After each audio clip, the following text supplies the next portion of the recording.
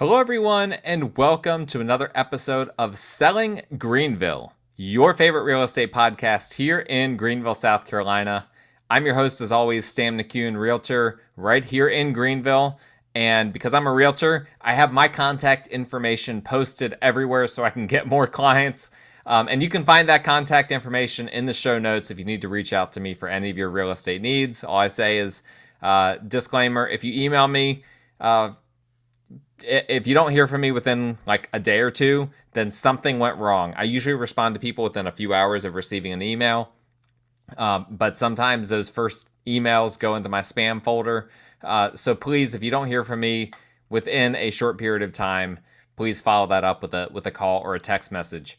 And just a reminder, as always, regardless of whether or not you will ever be a client of mine, you can support me and this show by subscribing, liking, rating, reviewing, all of those things in whatever platform that you're listening to this on, Spotify, Apple Podcasts, YouTube, whatever the case may be. Please go ahead and support the show that way.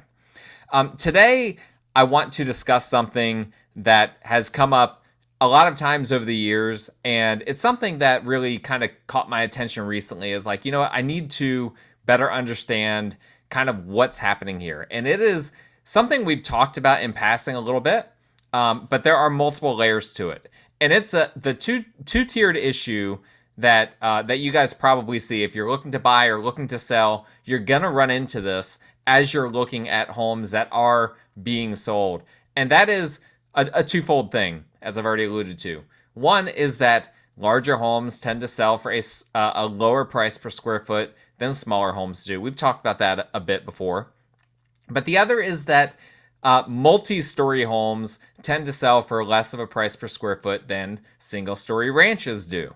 And that's something that we haven't discussed very much, and that's something that I'd like to discuss in this episode to kind of give you guys a little bit of a peek behind the veil of how the sausage is made in real estate, right? To use that corporate phrase right there.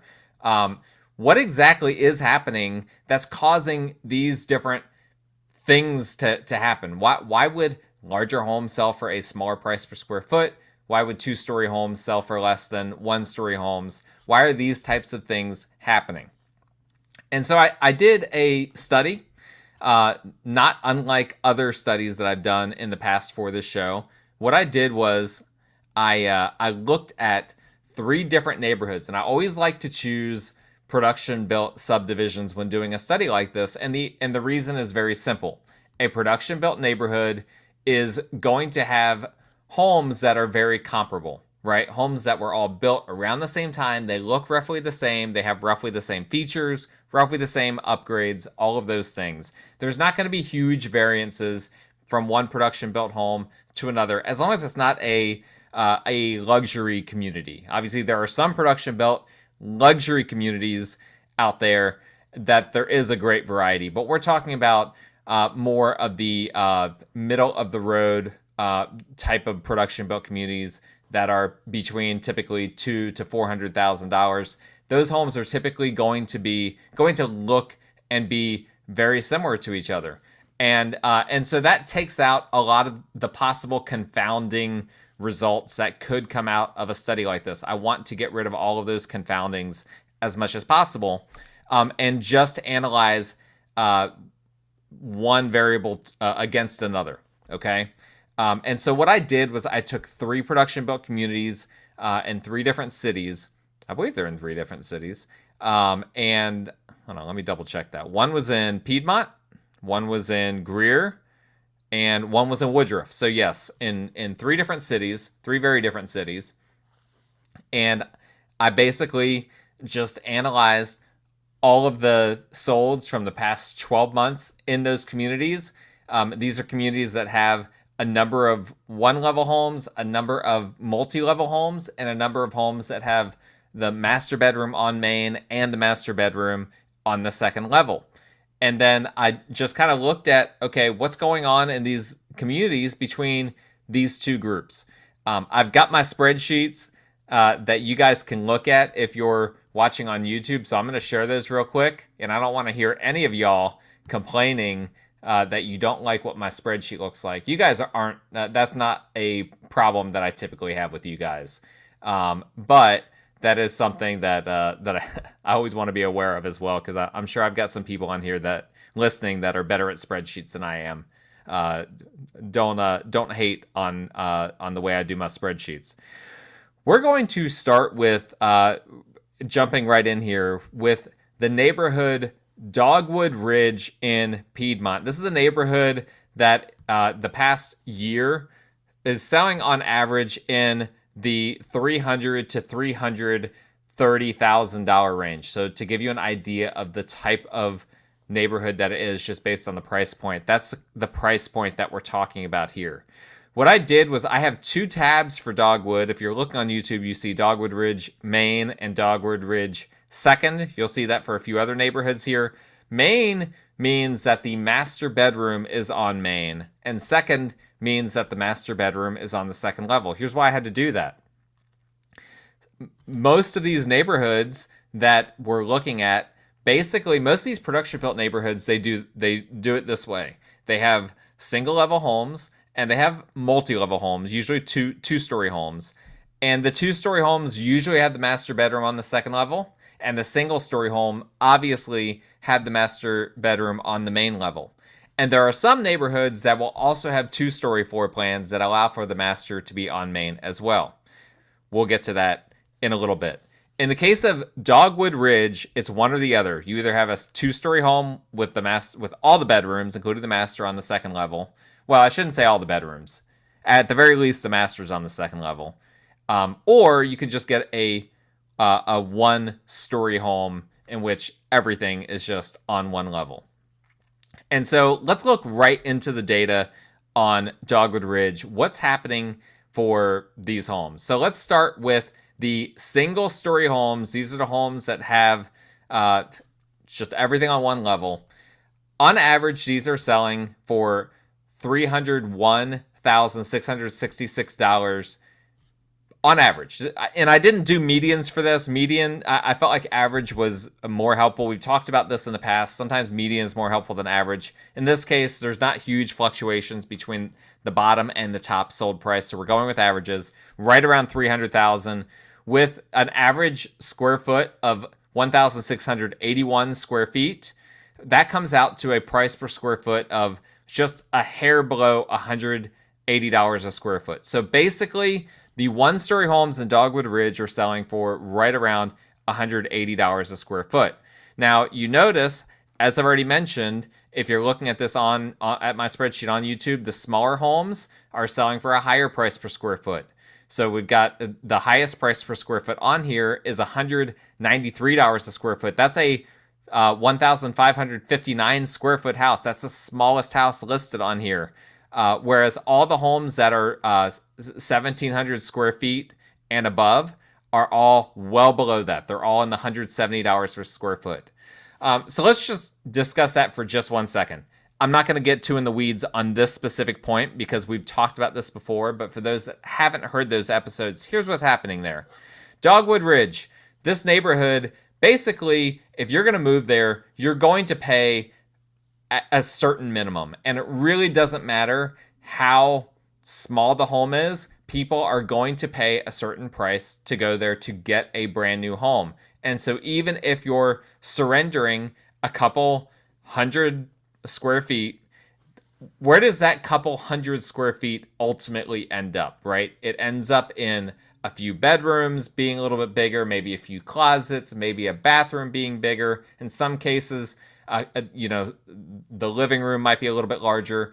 That 200 extra square feet doesn't usually make a substantial difference to the actual house itself outside of just making specific spaces a little bit bigger. So the value of just making specific spaces slightly larger isn't that great. And so what happens is those smaller homes that have a little bit smaller bedrooms, a little bit smaller living rooms and whatnot, they're selling for less money than the larger homes are, but not less per square foot. It still ends up being more per square foot because people are still willing to pay a minimum amount at some level for a brand new home in this neighborhood or for any home in that neighborhood. This was a neighborhood that had some new construction in it that came through on some of these comps that I ran, and so that's why I've mentioned brand new construction. But this is true of any neighborhood. You go to any neighborhood, and there will be a bottom price whereby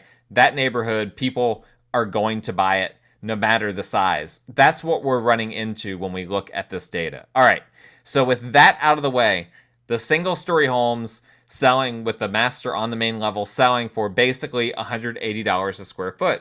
What about the two-story homes? Okay, now remember, the one-story homes were selling for basically 300,000, a tick above 300,000. What about the two-story homes? These homes are way bigger.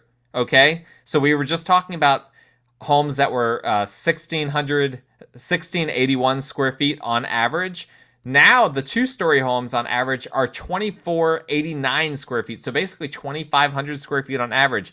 You think, well, so the difference in price between a 1680 square foot home and a 2490 square foot home is going to be a huge difference, right? No, it's not. As a matter of fact, the difference is basically a $30,000 difference. So these homes that average 2,489 square feet only sold for $332,000 and change. That's only a tick above $30,000 more than the one-story homes that we just looked at. And the price per square foot goes all the way from $179.90, which is what it was, basically $180,000, all the way down to $134.45. So basically $134.50.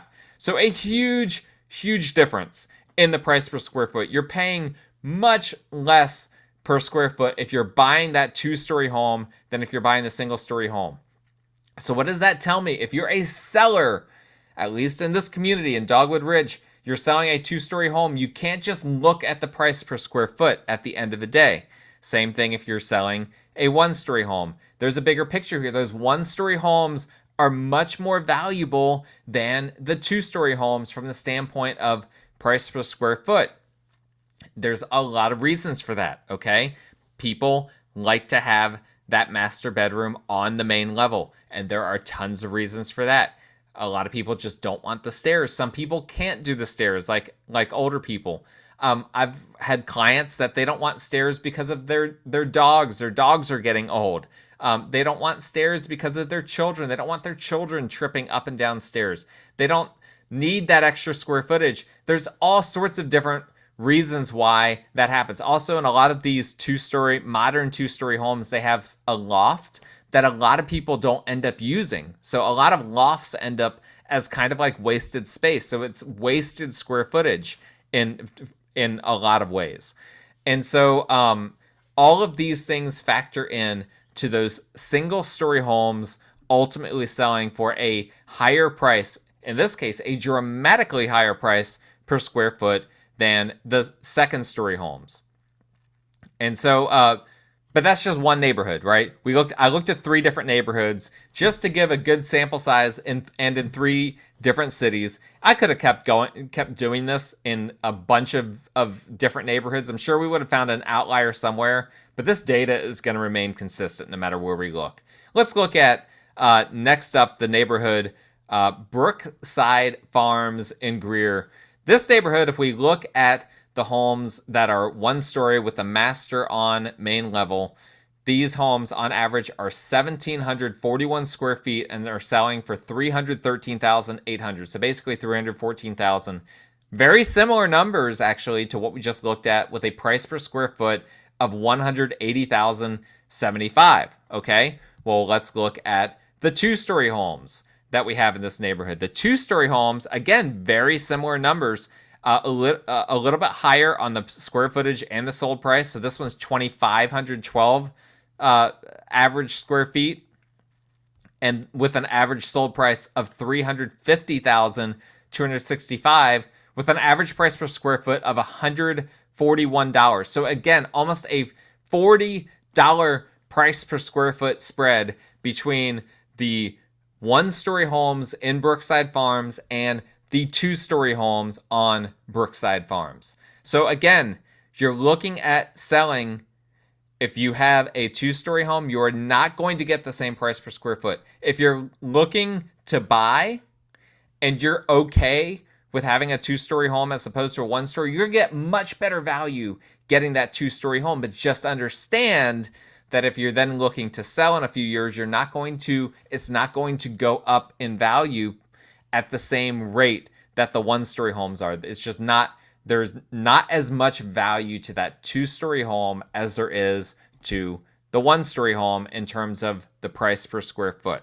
Now, obviously, it's still more valuable, right? $350,000 on average as opposed to $313 on average, because they're just so much bigger. We're talking about a difference of almost 800 square feet difference, but only a difference of about $37,000. So to get 800 extra square feet for only $37,000. I mean, I've shown homes in the Greenville, Spartanburg, Anderson, Pickens, all these counties around here. I've shown homes that are 800 square feet. You can't buy an 800 square foot home that's livable for $37,000, but you can buy a home that has 800 more square feet for only $37,000 more than the home that was 800 square feet smaller.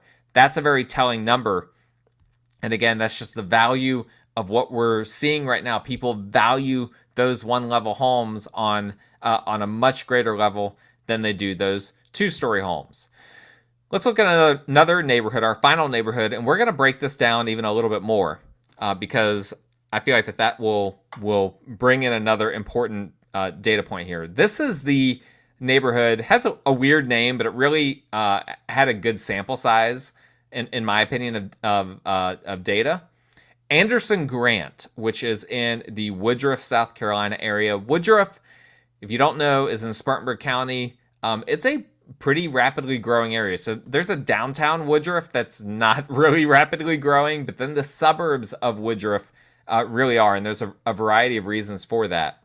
But in Anderson Grant, you've got all the homes that have the master on main came in at basically right at $335,000 as an average sold price. Now, here's what's different about this neighborhood than the previous ones we've looked at. In this neighborhood, there are homes with a master on main that are just normal standard ranches like we've looked at for the previous 2 homes, but they also have 2-story homes in this neighborhood with a master on main. So that's super helpful. So what we're looking at right now is these are all the homes with a master on main, regardless of whether they're a 2-story house or a 1-story home. On average, because it's a mix of the two, these homes are 2,028 square feet, so larger than the on average 1-level homes that we've been looking at. And then it comes out to a price per square foot of $167 per square foot. And if you're looking at the data, you can see that it ranges from the 180s all the way to the 140s per square foot. And this corresponds precisely to the size of the home. The largest homes, $132 a square foot was the smallest number on here, and that was the largest home. It was a 3,000 square foot home, where as opposed to a 1,559 square foot home sold for the highest number on here, I believe, if I'm just eyeballing this, which was $182 a square foot. So the difference, here's what's crazy.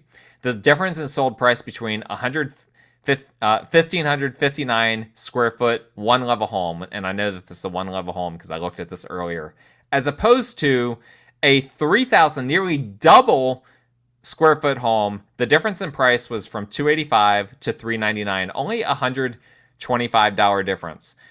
So you would think it would be, again, intuitively, the price would be double, right? It's twice the size, basically, but it's nowhere near double. It's the difference from $285,000 to $400,000. So again, reinforcing what we've already talked about. But taking the entire average, it was $335,000 for 2,028 square feet with a price per square foot of $167.32. So does the pattern that we've been talking about hold up for homes where the master is on the second level? Yes, it does. The homes where the master is on the second level, They only sell for a little bit more on average, 340,000, but the total finished square feet is a lot bigger. It's almost 2,600, 2,590 square feet with a price per square foot of only $132 a square foot. So a huge drop off. Let's break this down one more time, and this will really solidify it. So what I then did was I broke this out for this neighborhood, homes that have the master on the main level, but these are only 2-story homes. Okay, these homes on average were smaller than the average 2nd-story home that had a master on the 2nd level. These homes on average were 2,469 square feet. So you'll remember the homes that had the master on the 2nd level on average were 2,590 square feet. And those homes cost $340,000 on average. Well, these homes that are smaller but have the master on the main level cost on average $383,000 with a price per square foot of $156 and change, close to $157 per square foot on average. Here we go. This is the value of having a master bedroom on the main level. And this is the thing that a lot of people don't understand when they're looking at comps. There is a huge value for the master bedroom, all else being equal, being on the main level. In this neighborhood, in the Anderson Grant neighborhood, that difference is a difference of basically $25 a square foot. In terms of price point, it's a difference of about $45,000 on average for the sold sold price for the home, even though those homes are on average smaller than the homes that we're looking at that had the master bedroom on the 2nd level. So the master bedroom being on the main level gives you a ton of value to your home. If you're building a home, you must, if you're concerned at all about your resale value, you must put the master on main. I've heard this so many times in my career. The master on main is such a huge value add. I never fully broke down the data to fully understand just how much value it is, but we can see it over and over again because ultimately in those other neighborhoods that we looked at where the ranches were selling for a higher price per square foot than the 2-story homes were, a huge portion of that value was simply the fact that the master bedroom was on the main level. In this Anderson Grant neighborhood, we can see it very clearly because we saw having the 1-level home sold for, or sorry, the homes that had just a master on main in general sold for $167 a square foot, but the homes that had the master on main that were 2-level sold for just a little bit below that on average, 150, basically 57 a square foot. And then those homes that just had the master on the 2nd level, $132 a square foot. So this is something to really keep in mind. Again, things to consider when you're buying, things to consider when you're selling. Larger homes sell for a lower price per square foot than smaller homes do. There is a level at which the price per square foot, you're going to reach that bottom, and you're going to reach it pretty soon when you're in a production built neighborhood. But then that master bedroom being on the main level, huge value add. In this example, in this neighborhood, and I bet that this holds up pretty consistently across the board.